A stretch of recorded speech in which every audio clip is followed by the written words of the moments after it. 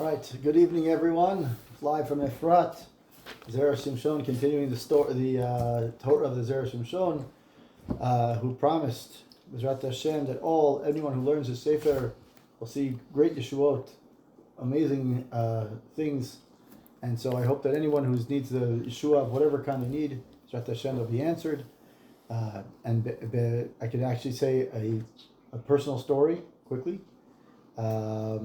That since starting the Zera Shimshon, since starting learning the Zera Shimshon, like seriously learning it, our Chayal Boded, who's been not well, we had a Chayal Boded who is not longer, he's got married in Sukkot, and on Erev Pesach, or a week before Pesach, he had unfortunately a brain aneurysm.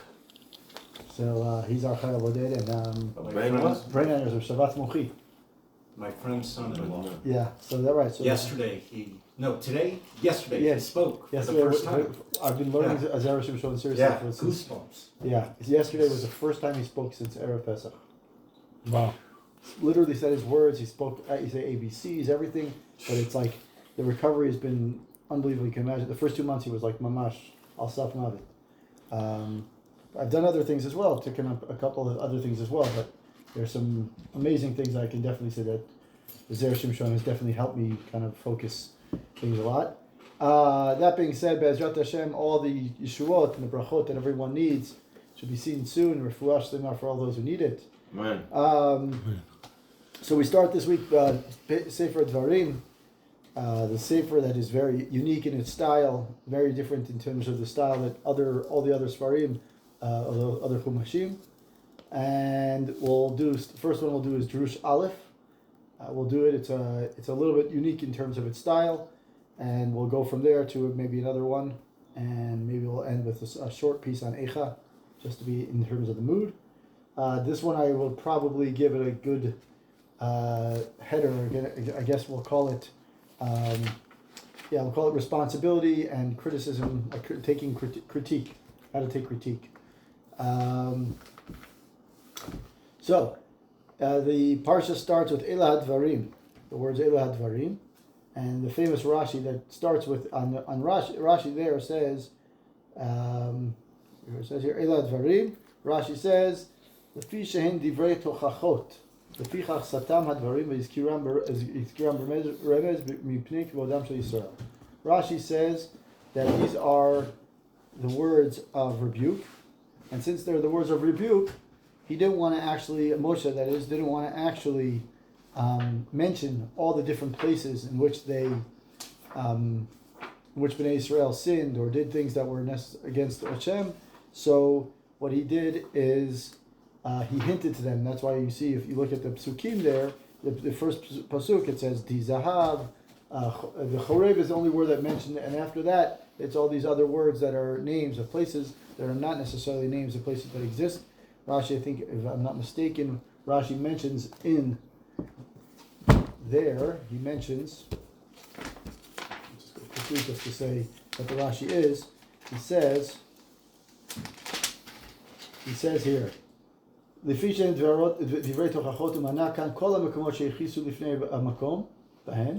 what Rashi and the Sifri and Unklos all say, that these are places of rebuke. He mentions all the different places, and he says here, right? He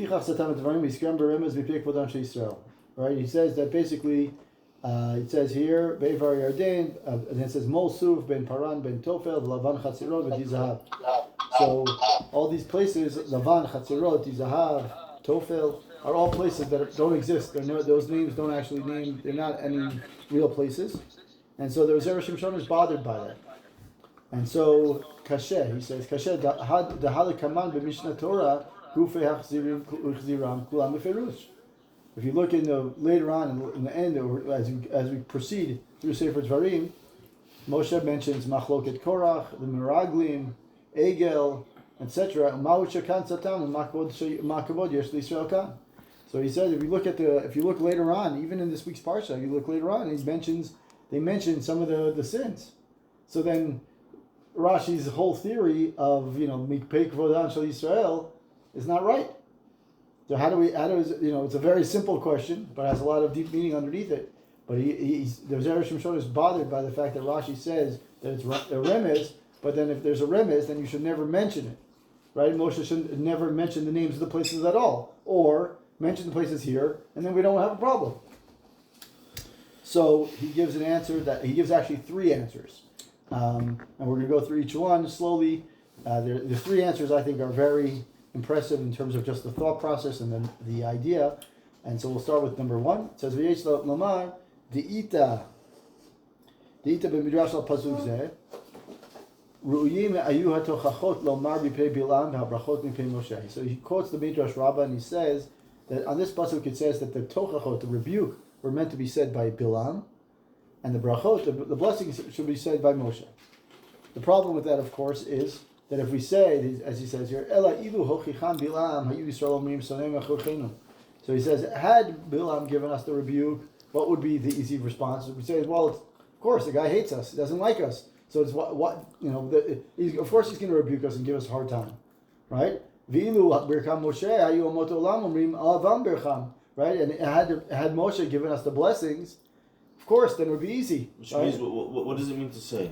He's saying is that when we have a person, right, when someone as a parent, right, what's more meaningful to you? When you give praise to your kid, or you hear praise from someone else? When you hear praise from someone else, right? Because me giving praise to my kid, it's like, that's obvious. So when the sign that Bilam blessed up Israel shows how amazing but we he's are. going to go even take it different, even one step further. He says, of course, when Bilam doesn't like us, he hates us, he's trying to curse us. So of course he's going to give us the klalot. So then we'll say, what are we going to say? It's no big deal for him to give us the klalot. Why? Because he hates us, right? And it was no big deal for Moshe to give us brachot because he loves us, right? It's like a parent. So if you do vice versa, then? So here's what he says. So then? Look what it says. What's going to happen? Amar Kadosh Baruch Hu Yuchichan Moshe Sho'avan V'yivarchem Bilam Shesonan K'dei Sheyitbareru HaTochachot V'Brachot B'Yad Yisrael. He says, why? He says, why do we want that? He says, we're going to do the flip. Like you said, we're going to do vice versa. So that way they accept. Not only do they accept it, but they appreciate and value the tochacha that Moshe gives, and they value the brachot. What's going to happen is the brachot that Bilam gave are so beautiful, right? All the brachot. What does he say in English, Jeremy? Bareru. It says here.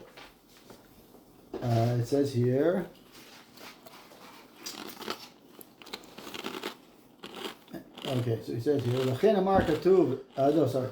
Okay, so therefore, Hashem says, Moshe, who loves them, shall rebuke them. V'yivarchem Bilam shesonam, and Bilam, who hates them, shall bless them. Kedei, so that the rebukes and the blessing would come to the Jewish people in proper measure.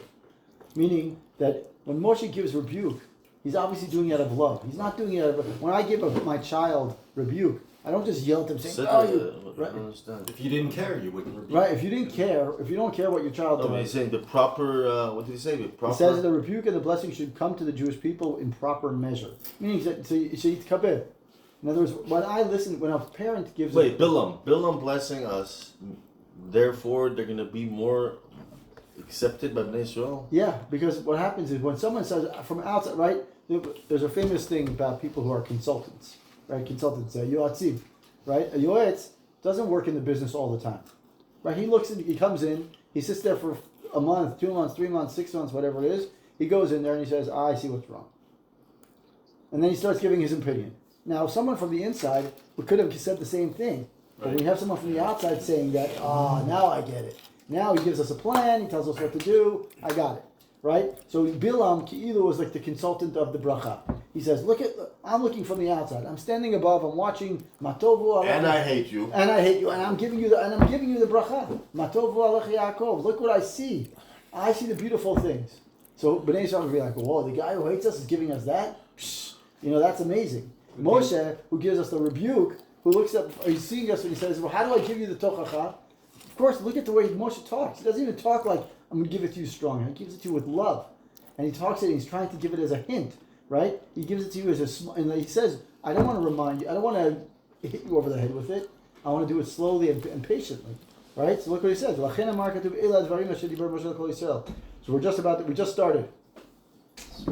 we just started.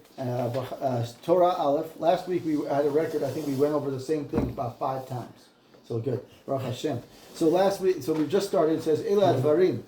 and the famous Durush Aleph. The Rashi says there that all of these, the first pasuk, it mentions different places, and Rashi says there that in order to kind of reduce the amount of, because there are, since there's so strong words of rebuke, the Rashi says that he hinted at the names. He didn't actually give the names of the places. He just mentioned different places. He just says, Di Zahav, what else does he say here? Lavan, Chatzirot. He mentions different places, and Rashi, as we go through the places, he mentions what these places are. And so the Zera Shimshon is bothered by the fact that if you look later on in Devarim, he says that Moshe actually names the places. So then if he mentions the places later, why does he mention it now? And so the Zera Shimshon offers three explanations. We just got through basically the beginning of one.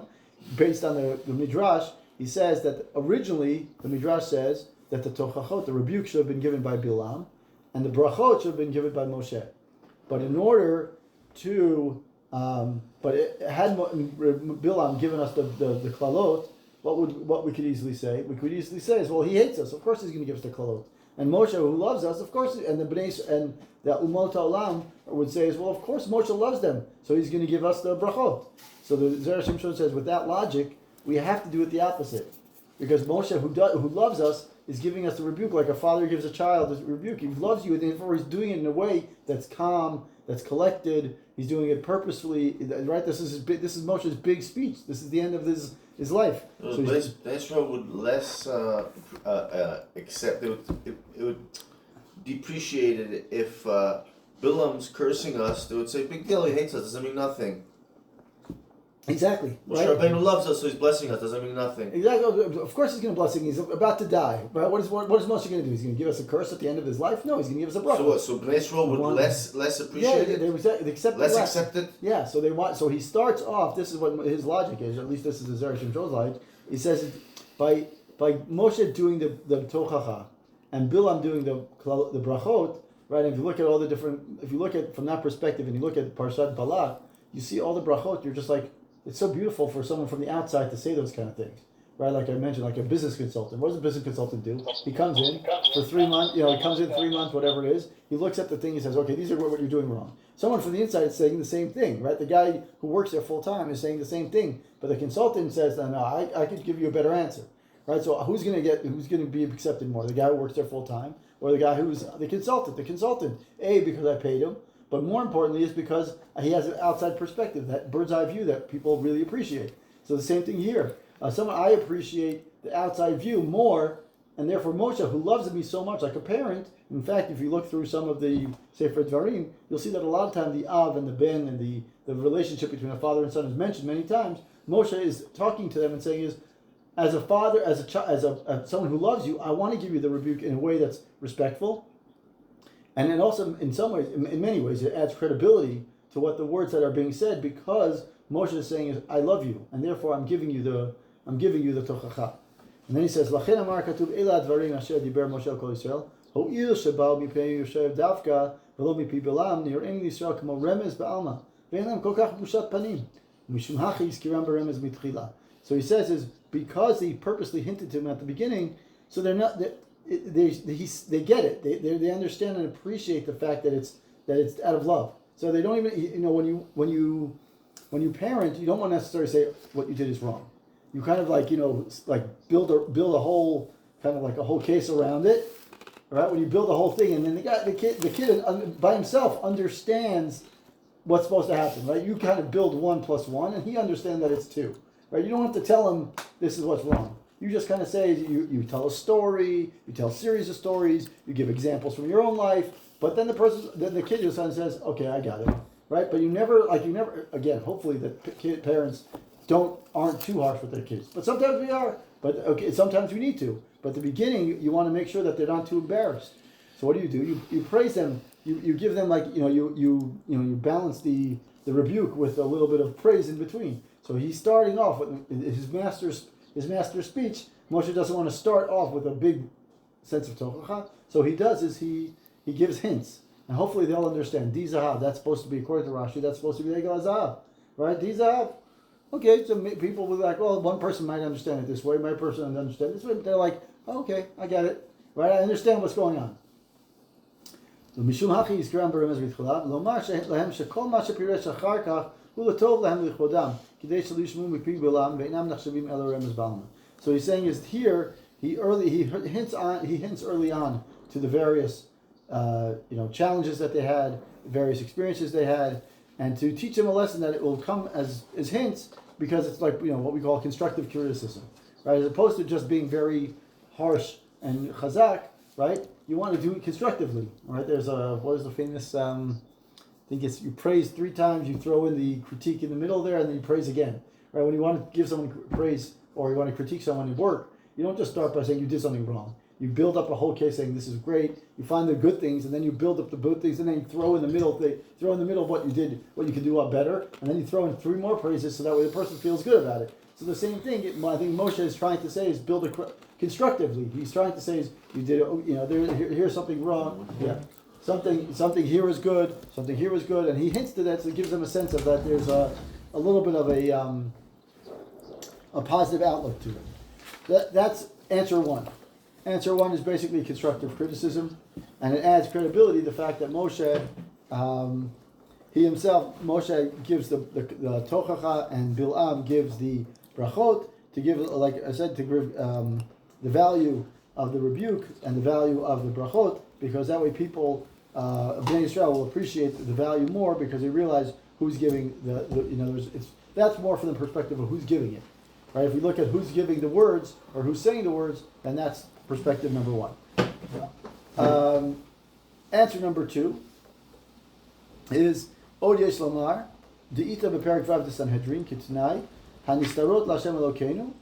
Right, we know the words later on in Nitzavim Vayelech. It says Hanistarot Lashem Elokeinu Vaniglot Lanu Lo V'nenu Al Olam.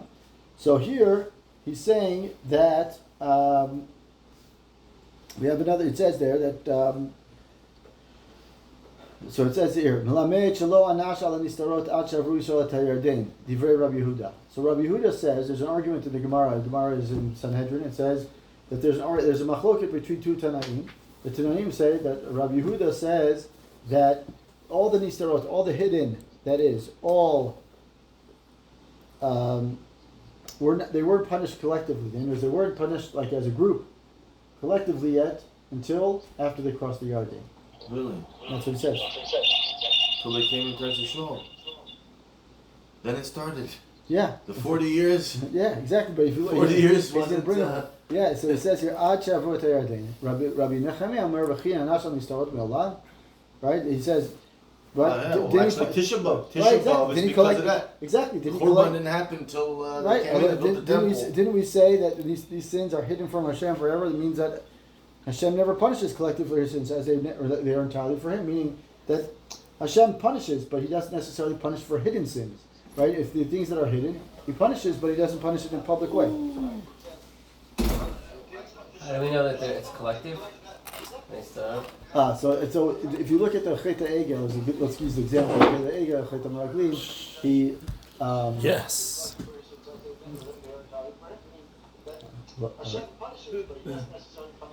Come on.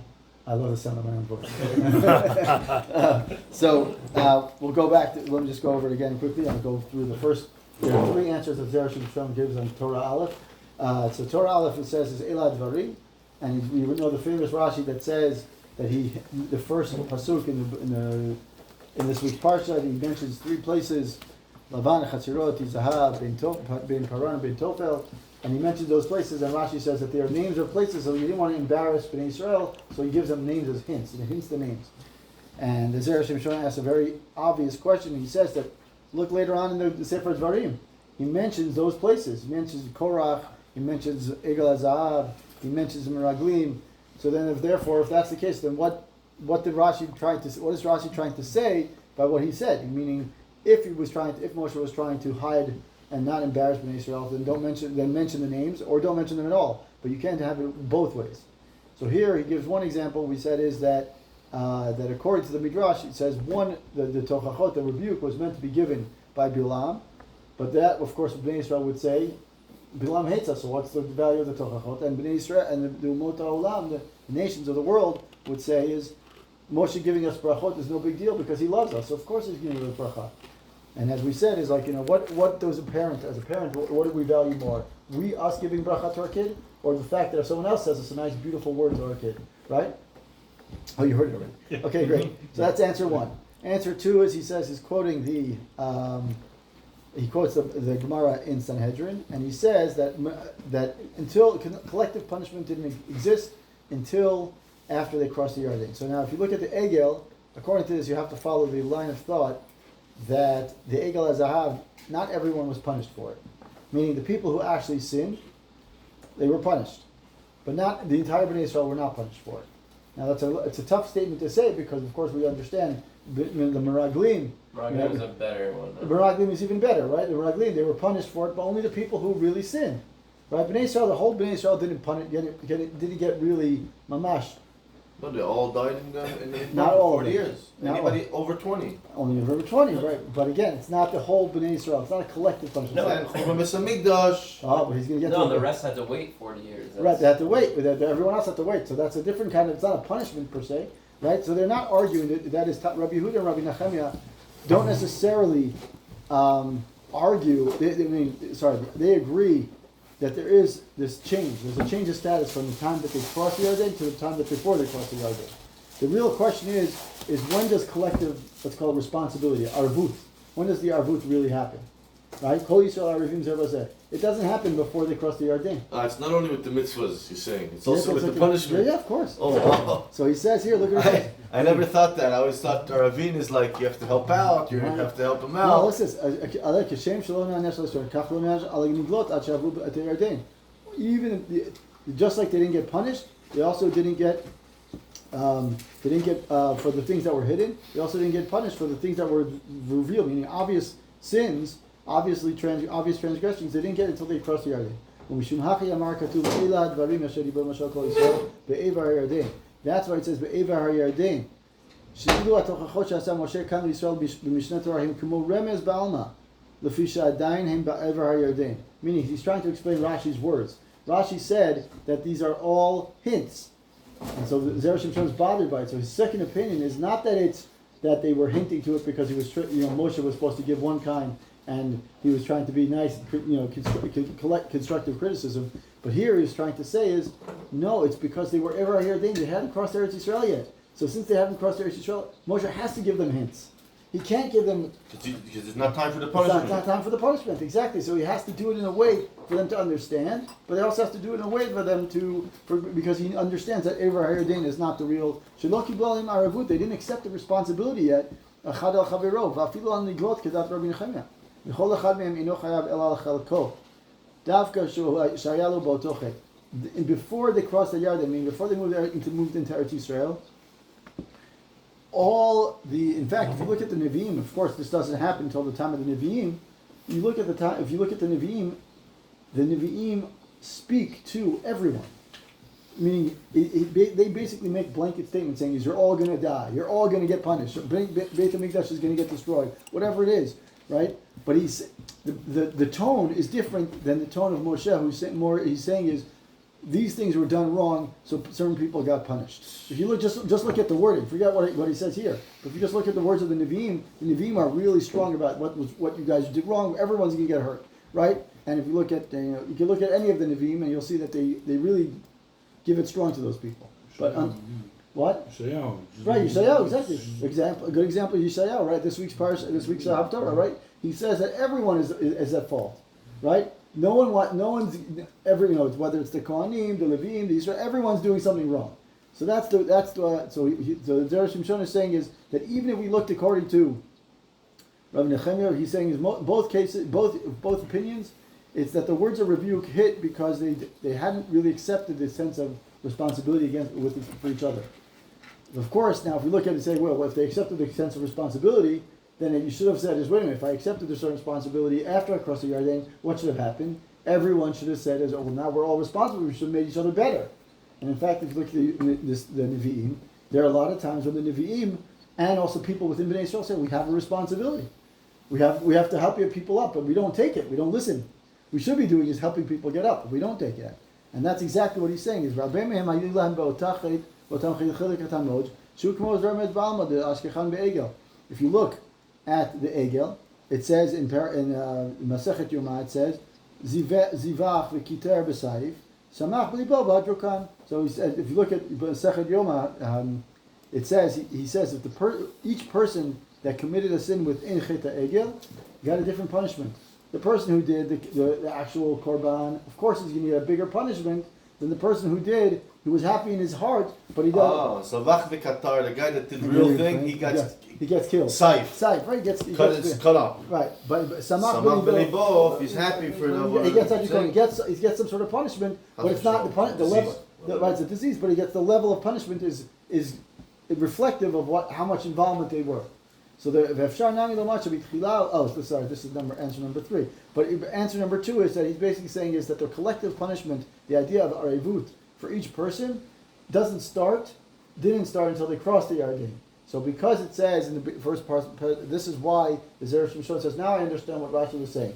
Rashi was saying is, Divrei Tochacha minat mikol mekomot sheyichusu lifnei hamakom, right? Lefichach satam et Devarim. He says, I can't mention all the places specifically, and I can't tell you all the places that you did wrong and everything that you did wrong because you haven't. It says before they crossed, and since you didn't cross yet, I have no choice but to give you hints and tell you what the things were wrong, but to make it more sense of that you don't have the sense of collective punishment. You didn't get all.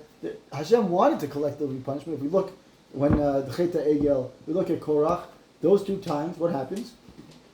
Hashem says, listen, Moshe, I'll wipe them out. End of story. Moshe says, no, let's not do it yet.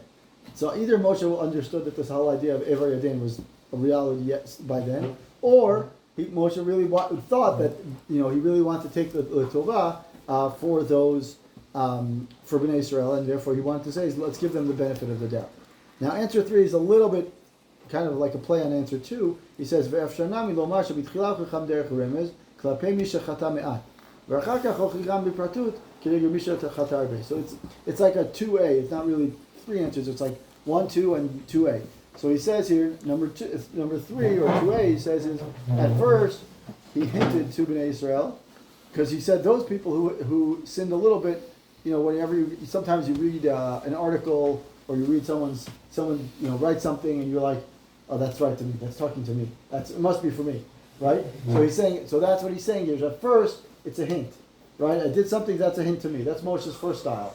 And then after he's built up his rapport and he's built up his trust with them about his way, his style of rebuke, then he can he goes hard and strong, right? But at first, you don't want to start off being really hard and strong. So he starts first at giving hints. So the people who didn't sin a lot, first of all, they'll listen more because they say, well, it's not really me, or they'll be like, I got the message. Or the opposite is that the people who didn't get the message yet will say, okay, I think I know what you're talking about, but I'm not sure. So they'll wait. So therefore, there you have these 3 different opinions. Now, in fact, the reason why I brought the story of Korach here is because now the Zera Shimshon is, he gives his 3 opinions, his 3 approaches, which we said is one is like more of a constructive criticism kind of approach, which is really to kind of let them understand without being embarrassing them. So that's number 1. Number 2 is really to kind of say is the difference between a hidden and their hidden, their word punished collectively, the arivut that they have for each other, wasn't really established until after they crossed the Yarden. Therefore Moshe doesn't mention them directly. He starts off slowly by hinting to them, so that way they understand that the collective punishment that they really should have gotten punished in a strong way. He's hiding the names because he understands that when they're haven't crossed the Yarden yet, they don't have that ability. And the third one is to say is that maybe he's trying to let the people who heard who are willing to sin. In other words, the people who didn't sin, they're going to be like, well, if I didn't sin, why should I listen? They'll just tune out. So at first he kind of hints to them so that they'll be like, well, that might be me. Maybe it's not me. I don't know. Right? Because if you went strong, the people who didn't really sin or weren't active in it will just tune out, and then he's lost them. So from a public speaking perspective or from a leadership perspective, the way he did it is right, because when you think about it that way, he's a leader. He understands that he can't get everyone. If you tell everyone strong, then the people are going to get lost right away. This way he does it in a way that is a little bit more unique and shows that he's a true leader, that he tries to, first he builds up the case, and then he goes in for the strong hit. Now what he does at the end, now this next part of it, he says here, "Lefi zeh yesh lefarish hapasuk ha'ish yechad yechata v'akol edat tiktzov." Right. So now, if we look at the story of Korach, or in Korach, there's this wonderful pasuk that says that one person sinned, and therefore what? And you're going to collectively punish the entire Am Yisrael, right? Korach sinned. You're going to collect the entire Am Yisrael. Tikashesh arei matzim sharbe mehem chatu frat b'atayim chamishim ish. U'ma ish echad yechata? Ma'u ish echad? Shenireh lo shelo haya choteh el ish echad. Right? Why would Moshe say one person's going to sin? One person sins, and therefore we should collect that. We know that 250 people were part of that sin too. So how can Moshe say Aish echad yechata? He should have said only 250 people sinned. You're going to wipe out the entire nation, right? V'od im hemet shaya ish echad choteh ma'ay tas v'arat HaKadosh Baruch Hu yitchal achrit hakol lama amar yechata v'tiktzof l'shon atid. So he says he asks three questions. One question is, why does he say one person sinned and the entire nation should be punished? Number two is, if really one person did sin, right? It says here, right? If it was really only one person sinning, then why does Hashem say to him? What does Hashem say to Moshe? Hashem says, all right, Moshe, they sinned again. I've had enough. I'm just going to wipe them out. And we'll start again with you. If one person sinned, that's what you're going to do. You're taking it to the next extreme, Hashem, right? And the third question is, why does he say yechata? Yechata is lashon atid, right? The person sinned already. Korach sinned already.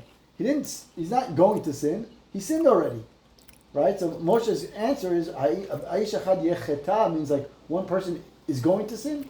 You can't say when someone's going to sin.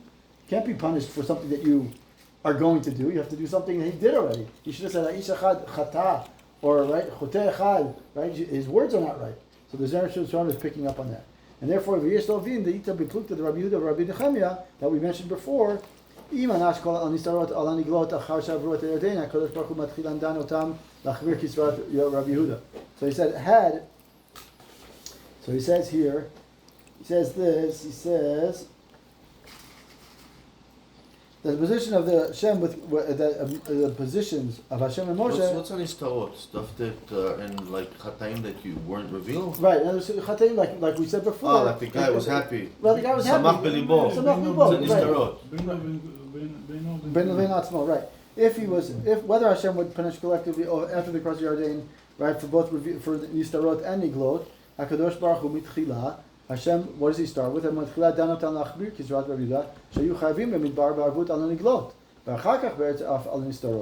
v'shiv l'Hakadosh Baruch Hu she'adarabba yesh lanu marki Rabbi Nechemia she'achar she'avru et haYarden lo yikansu arevim ela haniglot u'mimele nishma she'al hanistarot me'olam lo yitchayvu. So he says here. So he's saying is that the Hashem initially judged Bnei Israel very strictly, like what Rabbi Yehuda says. And then, that they should be what? They should all be Arivim Zelazeh. And therefore what? If everyone's Arivim Zelazeh, everyone gets punished. Right? But then, afterwards, it says here, V'acharka ba'aretz, and then when they're in the land, they'll be liable also for the hidden sins, for the Nistarot. Moshe says to him, no. Moshe says, no, listen, Hashem, yes, maybe you're right that we should get like that later down the line. But now, because they didn't have he says here, and it would thus, he says here, thus emerge that what happened, that they would never become liable for hidden sins, thus we gain insight into the world of Moshe's argument. Basically, Moshe is saying to them, Hashem, you're going collective punishment. We're not up to that yet. Hashem, we have to understand that they're not there yet. You're taking it to the extreme. Oh, you're saying, yeah, but only for the Niglot. Only for the Niglot. Give us collective, but only for the Niglot. Right, that's why it says Ha'ish echad yechata, meaning Hashem. Moshe is saying to Hashem, you want to destroy the entire nation for one person's baya, one person's chit. But we're not there yet. We're not there. We're not ready to take the arevut yet. Moshe is basically coming back to Hashem and saying is one person sins and everyone's going to get rid. One person sins and therefore everyone's going to get punished. We're not there yet. Hashem was taking it to the other extreme. Hashem was saying is no, one person sinned, that's it. Let's wipe everyone out. Moshe is saying is we're not there yet. Let's wait. You have to. We're not ready for the arevut of the real arevut. And so he says, Right, and therefore he says, "V'chein ma'amar Moshe la'Kadosh Baruch Hu, mikanu la'aba im eshachad echad yechata dahayim b'yachid v'nistar, ha'im kol ha'edat tiktzov mitam ha'irvut, halo zeh yeh din kasher neged midatcha shata rochu v'chanun." Right, so he says, Moshe said, Why? It wasn't Benistar. Korach was Begalui. Korach never did anything. Korach, we don't know actually what he says here, just so you understand. He says, in the future, yes, even if the one man shall sin, meaning in private and hidden. Was Korach's not called a Nistar? No, he's saying in the future, one person's Nistar should be... it's not about Korach. He's saying he says like this, according to this, what Moshe said before the Hashem, he said is like this, in the future, once Bnei Israel cross the Yarden, you're right, Ishachad Yechata, in the future, Yechata. Right, therefore, even on the Nistarot, then we're taking, then we're Chayav. But, right, will you, right, he's saying, will you Hashem accept the position that people will be punished for hidden and revealed sins? Right, what's going to happen is, nowadays, at the time of Korach, it was Nigle, right? They made a sin, right? There's no question. That's why we look at the words of Moshe. He's saying, "Ha'ishachad yechata," right? In the future, he's saying is the Zera Shimshon is saying is that the word of the future. He's basically saying is this is what Moshe was trying to say is later on, Hashem, even you are not going to be that strict. Even you. What is he saying? He's saying is you're rachum v'chanun. You're going to say that someone's hidden sins are going to be so. It's against your midah. It's against your midah to be so strict. One person sins, and therefore you're going to say, well, one person sins, so the whole Bnei Israel are going to get wiped out, right? He says, on the contrary, right? In fact, the opposite. When you're so angry, what do we know about Hashem? At some way, we kind of find out that Hashem, even in his anger, he finds some way to be compassionate. If we look at the way the Midrash, the Midrash explains the Churban Bayit Sheni, we can even see that. It says, Lo, right? He didn't take out his anger on Bnei Israel, right? What did he do? Took it on Avanim Aitzim. So even in the time when Bnei Israel, Hashem was really angry with Bnei Israel, he could have easily destroyed them. He didn't. He said, listen, they killed millions in Beitar. Of course it did. Rivers of blood. Well, of course it did. But the point is that he could have 7 years. God forbid, more people could have been killed. But instead, he just destroyed. He said, "Kilu kivyachol." It's hard for us to understand, but kivyachol, he did is Hashem said is even within the anger that I have to show some compassion. So how are you going to say that you're going to collectively punish everyone? That's against your midah. And therefore, it says now shalom nitchavu klal arivut ein lecha liktzav klal al mi shelo chata. Amarlo imkein halu misaviv mishkan korach. And that's why he says that's why after that little back and forth, then he swallows them. He only swallows the people who sinned. Yeah. Right. In other words, halu misaviv. He says just go around korach. Move away. No, he says move away from them. Right. Move away. But he says let's just focus on korach and the 250. He said you're right. I'm not going to kill all you. Move away. I'll just take them. Right. Exactly. Yeah. And that's his compassion. That's a sign. It's a midah of compassion. Rachmanut. So Moshe was basically, we don't really see it in the words of the... he showed us, it's nice. But the Zera Shimshon is trying to show us that he's saying is that Bnei Israel, we're not ready for the Arvut yet. So therefore we're not ready for the Arvut. And even if we were to ready for the Arvut is not, Hashem, you have to show some compassion. You have to show some Rachmanut. Your midah is Rachu v'chanun. Right? So you have to say that he's saying Yechata in the future. Well, if you understand what Moshe is trying to say is, in the future, Hashem, will you really judge the whole nation like that? No, you're going to be compassionate even in this time frame. So he's basically saying, and I'm not going to go through the whole Torah because later on it goes into the other part of the Torah is a little bit more. He takes like Psukim of Tehillim and he goes this whole thing. But basically, the idea of this Torah, which I thought was fascinating, was he gives 3 answers as to what this whole hinting to the words are, which I think is an important lesson for us in general in terms of how we give criticism. And also the other thing is this arevut, that we don't really understand what arevut is until after Moshe passes away, until after the Yarden. Right? Once we look at the Yarden, then we can understand that Hashem is really trying to say, and what Moshe is trying to say is, now I can give to you hints about what you did wrong or what you should have done in terms of how to improve yourself, but you can only do that, really understand the full line of punishment only after you take full responsibility for everyone's actions, meaning that you feel a sense that everyone was really irate for the other person. That's the first Torah. Woo! Some Good question, job. like, how do we know that all that happens after they So sit that- there then? And yeah, also, the answer where to- do we right. learn it from? So that's a good question. He doesn't mention it here. It must be somewhere here, but let me see if he mentions it here. He mentions the Arivut. Let's see. He bases the Arivut. He bases it on the Midrash. On the Gemara. He says here. The Arivut. He mentions it as he mentions in the Gemara based in Sanhedrin that says Anistarot Lashem Elokeinu. He mentions that's where the Gemara there says that only the Nistarot, the hidden sins, the revealed sins are for us and our children, meaning that we have to carry the word by state for us and our children. This verse teaches us the concept of Arivut, meaning that we have to take responsibility. And the Gemara mentions there that according to Rabbi Yehuda, until the Jewish people had crossed the Yarden and Eretz Yisrael, right, meaning that they're not punished collectively. That's Rabbi Yehuda. Rabbi Nehemiah says, Ki anash al Nistarot, did he ever punish people for the hidden sins? And therefore he says, right, is there such a thing? Hashem never punishes for hidden sins. And therefore he says, he said,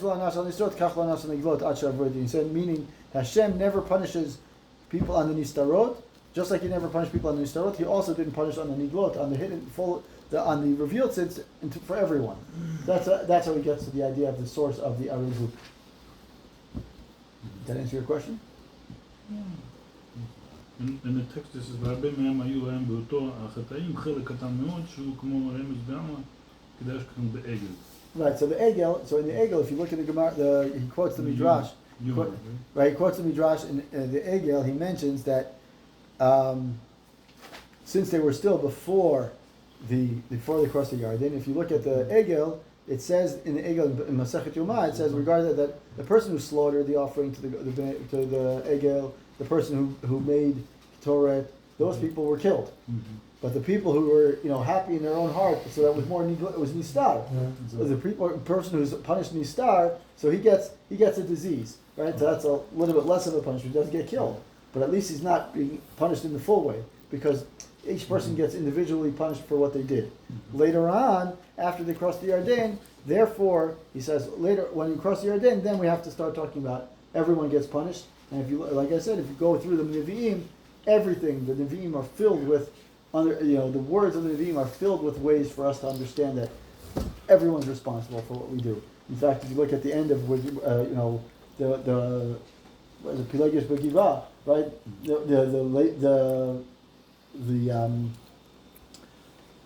It's basically it's the ultimate, it's the extreme version of saying is we didn't take responsibility for what happened, and therefore he slices up the person, whatever it is, right? He sends it out. He's saying is that's because we didn't take responsibility.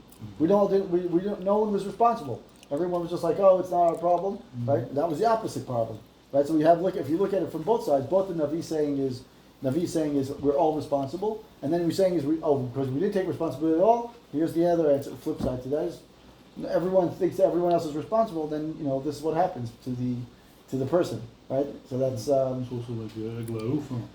right. Egla Ufa is a good example. Egla Ufa is because no one takes responsibility. Exactly, right. So that's lesson number 1. Amazing. Good stuff. Okay. Join us for part 2.